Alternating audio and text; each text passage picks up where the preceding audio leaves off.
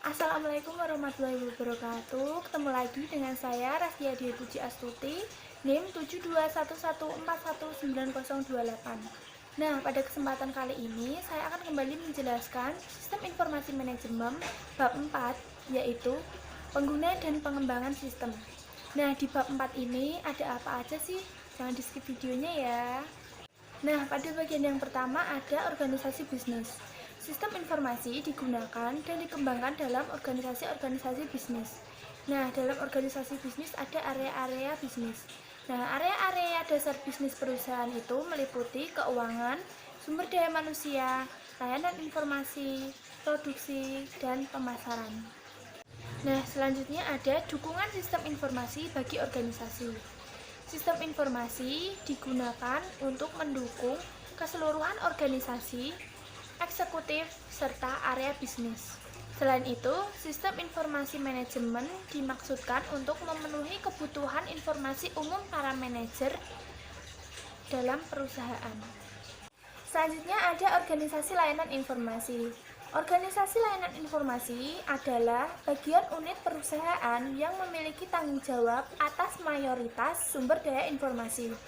Nah, organisasi layanan informasi ini juga populer disebut dengan Divisi Sistem Informasi Manajemen atau Departemen Sistem Informasi Manajemen. Kemudian ada sumber daya informasi. Nah, sumber daya informasi ini terdiri dari peranti lunak dan peranti keras komputer, basis data, spesialis informasi, pengguna, fasilitas, dan informasi. Nah, sebagian besar dari sumber data informasi itu terletak di layanan informasi dan merupakan tanggung jawab dari seorang CEO. Selanjutnya ada spesialis informasi. Yang dimaksudkan spesialis informasi di sini yaitu karyawan yang memiliki tanggung jawab untuk memberikan kontribusi akan tersedianya sumber daya informasi dalam perusahaan. Nah, spesialis informasi di sini ada 6, yaitu analisis sistem, administrator basis data, webmaster, spesialis jaringan, programmer, serta operator. Selanjutnya ada struktur organisasi layanan informasi. Yang pertama ada tren dari struktur tersentralisasi ke desentralisasi.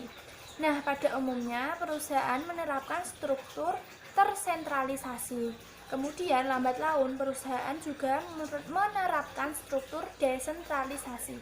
Nah, maksud dari sentralisasi di sini yaitu kewenangan perusahaan berada di bagian bawah, kemudian naik ke bagian atas.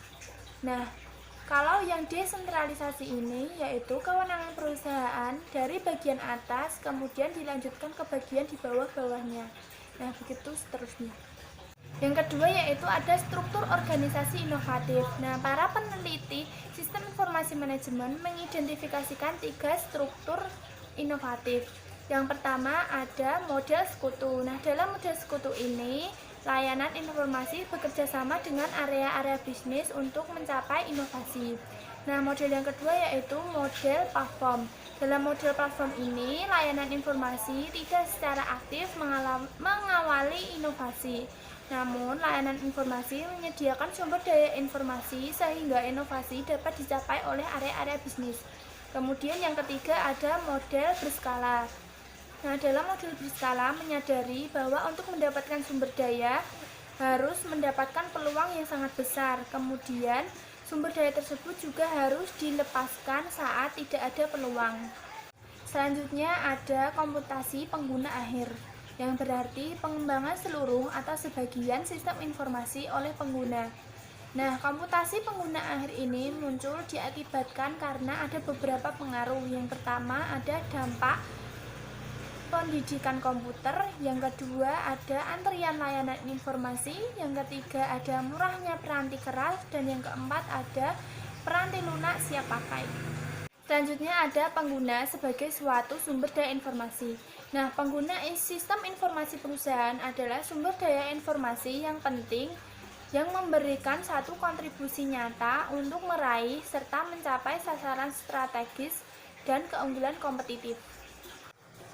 Kemudian ada keuntungan dari komputasi pengguna akhir. Nah, keuntungan dari komutasi pengguna akhir ini antara lain yang pertama ada menyamakan kemampuan serta tantangan. Nah, yang kedua ada mempersempit jarak komunikasi. Selanjutnya ada resiko komutasi pengguna akhir. Nah, selain memiliki keuntungan, komutasi pengguna akhir juga memiliki beberapa resiko, diantaranya yaitu sasaran sistem yang buruk, kemudian sistem yang dirancang dan didokumentasikan secara buruk, kemudian ada penggunaan sumber daya informasi yang tidak efisien, kemudian ada hilangnya integritas data, kemudian ada hilangnya keamanan, serta hilangnya kendali. Selanjutnya ada kriteria pendidikan, pengetahuan, dan keahlian yang dibutuhkan untuk karir dalam bidang layanan informasi. Yang pertama ada pengetahuan pengembangan sistem. Upaya pengembangan sistem antara lain pengetahuan komputer, pengetahuan informasi, teori-teori sistem, dasar-dasar bisnis, proses pembuatan sistem, serta pembentukan model sistem. Yang kedua yaitu keahlian pengembangan sistem. Nah, keahlian pengembangan sistem ini meliputi yang pertama keahlian komunikasi, yang kedua kemampuan analitis, yang ketiga kreativitas, dan yang keempat kepemimpinan. Kemudian ada otomatisasi kantor. Nah, otomatisasi kantor ini merupakan penerapan otomatisasi seperti teknologi komputer pada pekerjaan kantor. Nah, otomatisasi kantor ini meliputi seluruh sistem baik formal maupun informal yang berhubungan dengan komunikasi informasi dari dan ke manusia-manusia atau orang-orang yang berada di dalam maupun di luar perusahaan. Selanjutnya ada pergeseran masalah dari administratif ke manajerial. Aplikasi-aplikasi otomatisasi kantor atau OA pertamanya dimaksudkan untuk mendukung pekerjaan karyawan di bagian sekretariat dan administratif. Kemudian, seiring dengan bertambahnya pengetahuan komputer bagi para manajer dan profesional, mereka menyadari bahwa mereka juga dapat menggunakan aplikasi-aplikasi tersebut untuk memecahkan masalah yang sedang mereka hadapi. Kemudian ada kantor maya. Konsep kantor maya mengakui bahwa pekerjaan kantor dapat dilakukan hampir di semua lokasi geografis selama pekerjaan tersebut terhubung dengan satu tempat perusahaan yang tetap. Nah, konsep kantor maya yang pertama yaitu telekommuting. Telekommuting merupakan salah satu cara yang tepat yang menggambarkan bagaimana karyawan dapat secara elektronik pergi ke tempat kerja. Kemudian konsep kantor maya yang kedua yaitu hoteling. Nah, hoteling merupakan perusahaan menyediakan suatu fasilitas yang terpusat dan dapat dibagi bersama oleh karyawan jika terdapat kebutuhan akan ruangan dan dukungan oleh perusahaan. Kemudian ada keuntungan dari kantor maya. Nah, keuntungan dari kantor maya ini antara lain yang pertama biaya fasilitas yang lebih rendah, biaya peralatan yang lebih rendah, kemudian ada berkurangnya penghentian pekerjaan dan adanya kontribusi sosial. Selain keuntungan, kantor maya juga memiliki kerugian, antara lain moral yang rendah dan kekhawatiran akan keamanan.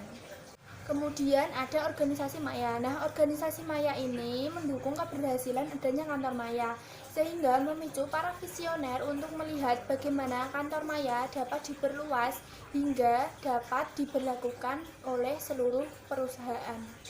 Nah, bagian yang terakhir yaitu dampak sosial organisasi maya. Nah, dampak sosial organisasi maya ini yaitu mempengaruhi keseluruhan hidup manusia dan cara bekerja manusia. Nah, pengaruh ini akan lebih jelas dengan adanya perubahan fisik dan fungsi dari kota. Cukup sekian penjelasan dari saya. Apabila ada salah dan kurang jelas, saya mohon maaf. Wabillahi taufiq wal hidayah. Wassalamualaikum warahmatullahi wabarakatuh.